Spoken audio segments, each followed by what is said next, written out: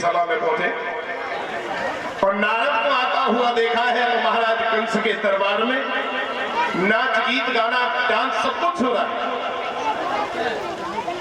बड़ी खुशियां छाई है, लेकिन महाराज कंस के चेहरे का रंग उतर गया। महाराज नारद ने जिस समय पूछ लिया है भोजराज कंस से कारण क्या है, क्यों तुम्हारे चेहरे पर उदासी आती चली जा रही है।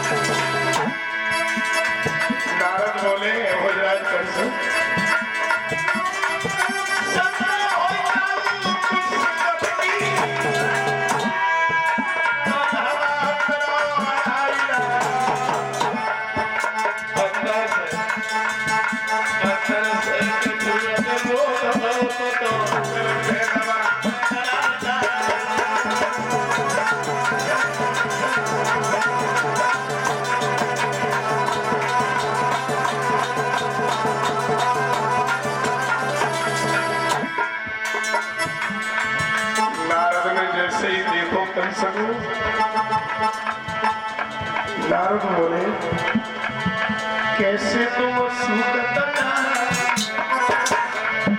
अरे क्या कोई बीमारी है।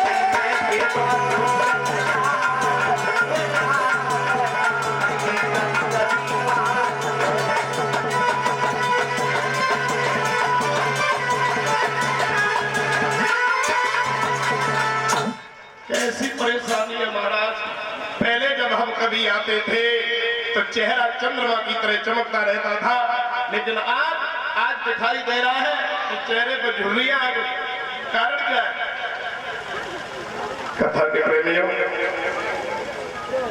देवर्षि नारद की बातें सुनने के बाद में भोजराज कंस ने दोनों हाथ जोड़े, बाबा क्या बताओ, ऐसी बीमारी लगी है जिसका इलाज करता हूं, कम नहीं हो रही, बढ़ती चली जा रही है, दिन रात बढ़ती चली जा रही है। भैया धीरे धीरे धीरे धीरे नारद को समझाने के बाद में भोजराज कंस कहते हैं, महाराज गोकुल में एक नंद नाम का यादव हुआ, उसके दो बच्चे हैं कृष्ण और बलराम। ज्योतिषी लोग कहते हैं वही हमारा काल है। तुम्हारा काल, तुम्हारा काल महाराज। नारद कहते हैं, बोले राजन बंधन हो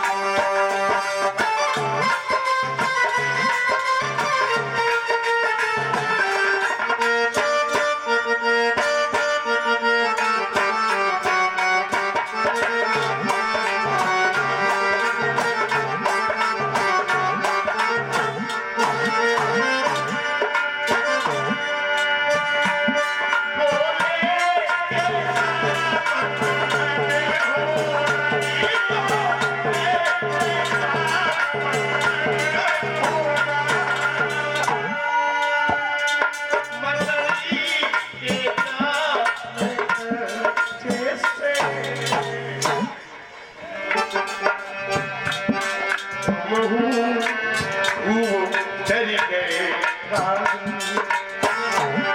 तुम हूँ खूब डर गए राजन, नाहक अहीर के बच्चे से।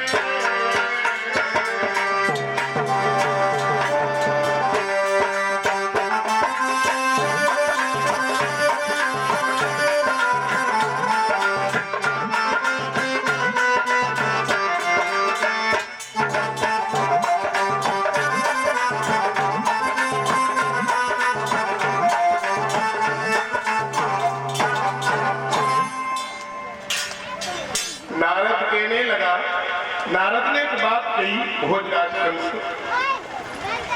अगर मकड़ी जाला बनाए और उस जाले से कोई बंधन हो जाए, क्या उस जाले में हाथी को कैद किया जा सकता है? तो ये बताओ, उन छोटे छोटे बच्चों से क्यों डर गए? कारण क्या है? नारद को समझा करके भोजराज कंस कहने लगे, बाबा छोटे नहीं है, छोटे की भूल मत करना, बड़े छोटे अनेकों राक्षसों को भेजा, लेकिन किसी ने आकर के ये जवाब नहीं दिया कि भैया छोटा है, मोटा है, पतला है, कैसा है। किसी ने ये नहीं कहा कि काला है कि गोरा है।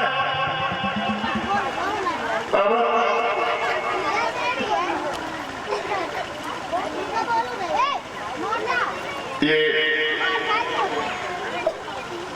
151 रुपया आए हैं सुमित पाल राजपुर करनासाय, जो मंदिर के पुजारी हैं, और राजपुर करना में कितने से 2 जून है, हाँ 2 जून से हमारी कथा है राजपुर करना में। इन्हीं के यहाँ पर आज हमारा पलिया में आकर के स्वागत सम्मान कर रहे हैं। आशा करूंगा कि आप अभी ना जाकर के 5 बजे के बाद ही जाए तो ज्यादा बढ़िया रहेगा। बैठिए तब तक, उधर नहीं तो इधर आ जाइए, क्योंकि अतिथि देवो भव।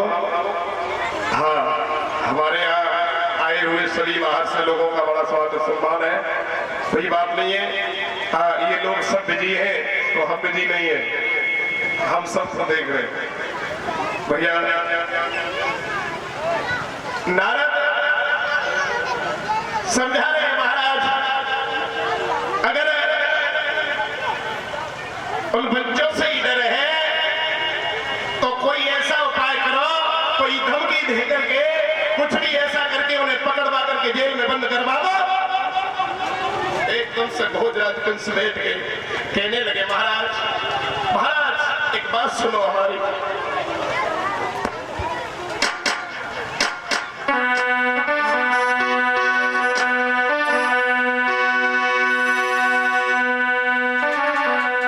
बिना मतलब के मधुमक्खियों के छत्ता में हाथ डालना बड़ी परेशानी की बात है। महाराज निशाने भरे जाकर उसी को तीर चले,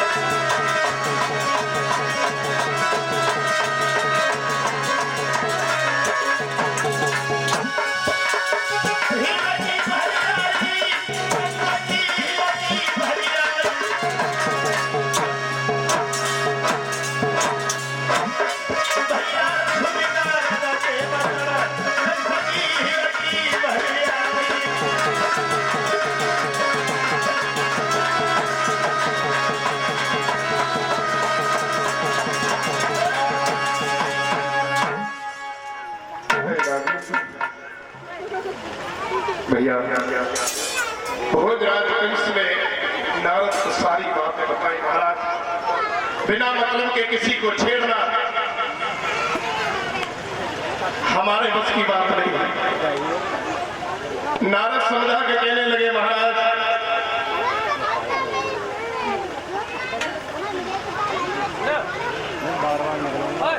एक दूसरा उपाय भी हमारे पास है। कौन सा उपाय है? दूसरा उपाय यह है हमारे पास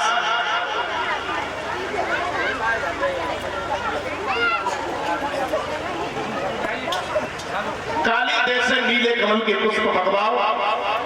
फूल तोड़ने जाना है फिर भी मर जाना है, फूल तोड़ के नहीं लाएगा तो मौका मिल जाएगा जेल में डलवाने। प्रस्ताव पास हो गया। भोजराज वंश ने बाबा नारद की अध्यक्षता में बाबा नंद के लिए पत्र लिखा। आदरणीय यादवों के नेता बाबा नंद सदर चरण में मथुरा नगर मथुरा का राजा भोजराज वंश आपको सूचित कर रहा हूं कि मुझे नीले कमल के पुष्पों की जरूरत है, तो समय पर मेरे पास में भिजवा दीजिए। अगर ये फूल मेरे पास नहीं आए तो ध्यान रखना तो मैं तुम्हारे बच्चों से पूरे परिवार को जेल में डलवा दूंगा। ये पत्र जिस समय गोकुल से वो मथुरा से वृंदावन में पहुंचा है, तो वृंदावन में जाते ही जाते बाबा नंद ने जब वो पत्र पढ़ा है तो बाबा नंद की आंखों में आंसू आ गए, सर पे हाथ रख के जमीन पर बैठ गए। और मेरे बच्चों के दावेदार नहीं आवे दिन के लिए चैन से नहीं रह दिया। भरी गो आखिल में नीर बाबा की हिल की भरी आई।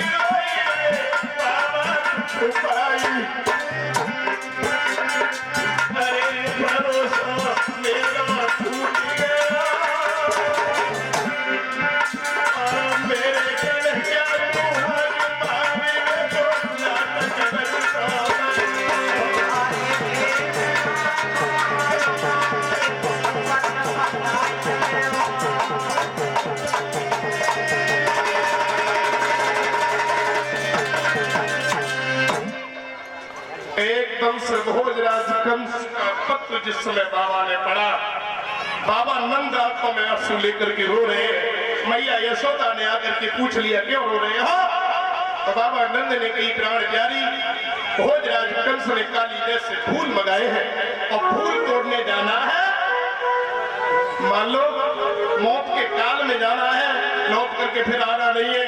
और अगर हम मर गए, अगर हम फूल तोड़ने नहीं गए, फूल तोड़ने जाएंगे तो मर जाएंगे, और नहीं गए तो हम पूरी बिरादरी के साथ जेल में जाएंगे। और अगर हम जेल में गए तो फिर मेरे कन्हैया कहाँ लग पड़ते हैं, घर में जाएंगे।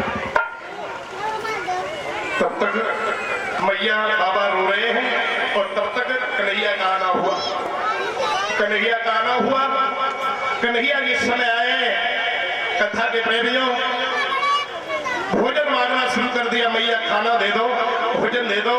मैया यशोदा ने भोजन ला करके दिया है, और जिस समय भोजन मैया ने दिया है, भोजन करने के लिए कन्हैया बैठे, सोई मैया के सामने एकदम से आंसू निकल गए। और मैया ने भोजराज कंस की बात को याद करके आंखों में आंसू निकाले और कन्हैया से बात की, बेटा कि खाई ले बेटा माखन मिश्री, माखन मिश्री।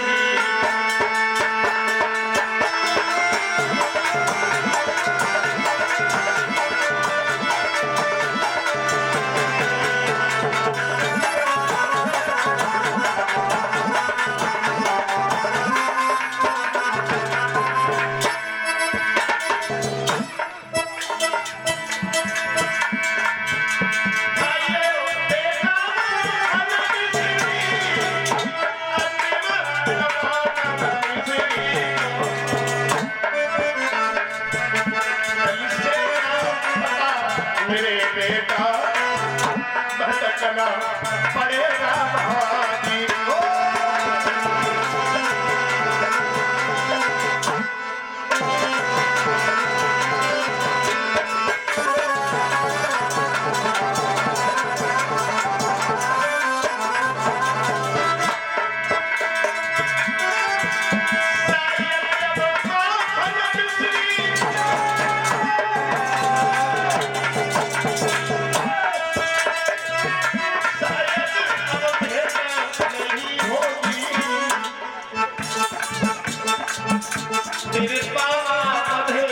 नहीं होंगे और मैया भी नहीं होंगी।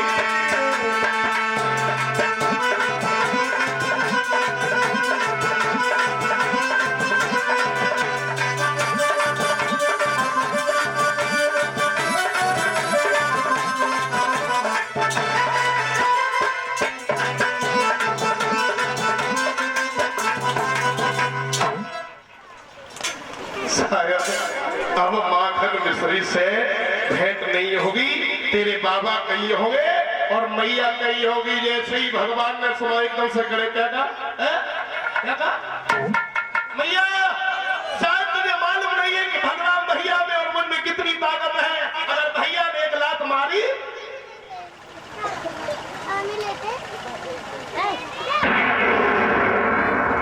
गर्भास्त्र है बाबा।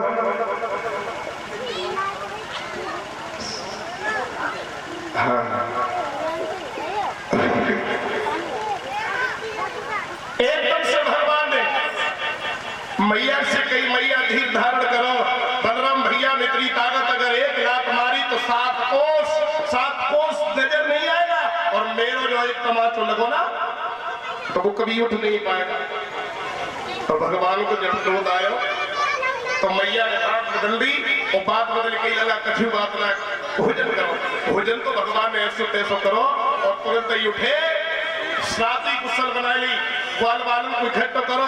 ग्वालन से कही, भैया कल कोई ऐसो गेम खेलेंगे, ऐसो कोई खेल खेलेंगे जो आज तक हमने ना खेलो। सोई दामा आगे बड़ो दामा ने कही, भैया अब मेरी मम्मी ने मैया ने गेंद बनाई है, और जो मैया बंद है गई, मैया को कोई गेंद पलिया वायो। अब कोई मैया कहते है, ओ पेरे मैया क्या कहते हैं, फिर कही मम्मी। अब मम्मी चली गई बेटा दूर, अब रह गई कौन? मॉम। मॉम